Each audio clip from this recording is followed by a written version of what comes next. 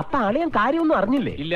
എന്നാൽ ഇനി ഞാനത് പറയാം, ആരും ഞെട്ടരുത്. KPCC ആസ്ഥാനത്ത് നടക്കുന്ന നിയമസഭാ കക്ഷി യോഗത്തിൽ പങ്കെടുക്കാൻ എത്തിയ നിയുക്ത MLA-മാരെ സ്വീകരിക്കുന്നതിനിടെ ആലിംഗനം ചെയ്യാൻ ശ്രമിച്ച കോൺഗ്രസ് നേതാവ് ചെറിയാൻ ഫിലിപ്പിനെ തട്ടിമാറ്റി നിയുക്ത MLA ബിന്ദു കൃഷ്ണ. നാണം കെടട്ടെ, നാട്ടുകാരുടെ മുമ്പിൽ നാണം കെടട്ടെ, വൃത്തികെട്ടവൻ. ഇയാൾ എന്താ തോന്നിയാസാ കാണിച്ചെന്നറിയോ? എന്താണ് കാണിച്ചേ?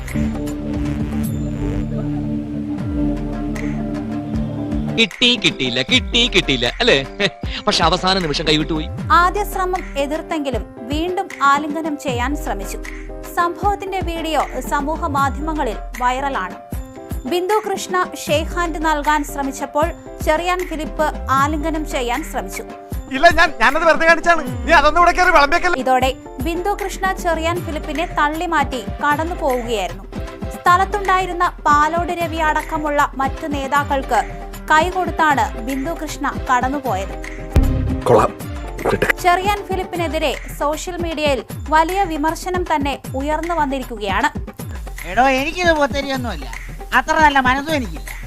വഴിയാമണ്ണം കണ്ട വഴിവിട്ട് എന്ത് പ്രവർത്തി ഞാൻ ചെയ്യും. താല്പര്യമില്ലെന്ന് വ്യക്തമാക്കിയിട്ടും ആലിംഗനത്തിന് തുനിഞ്ഞ ചെറിയാൻ ഫിലിപ്പിന്റെ നടപടി പൊതുവിടങ്ങളിൽ പാലിക്കേണ്ട പ്രാഥമിക മര്യാദകളുടെ ലംഘനമാണെന്ന തരത്തിൽ സമൂഹ മാധ്യമങ്ങളിൽ കടുത്ത വിമർശനം ഉയരുന്നുണ്ട്. കനകം മൂലം കാമിനി മൂലം തടിയും കേടായി ഭാവിയും വടിയായി.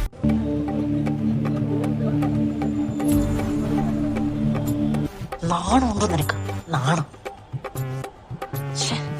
ചെറിയാൻ ഫിലിപ്പിനെ കാണുമ്പോൾ കൈ കൊടുക്കാനാണ് ശ്രമിച്ചത്.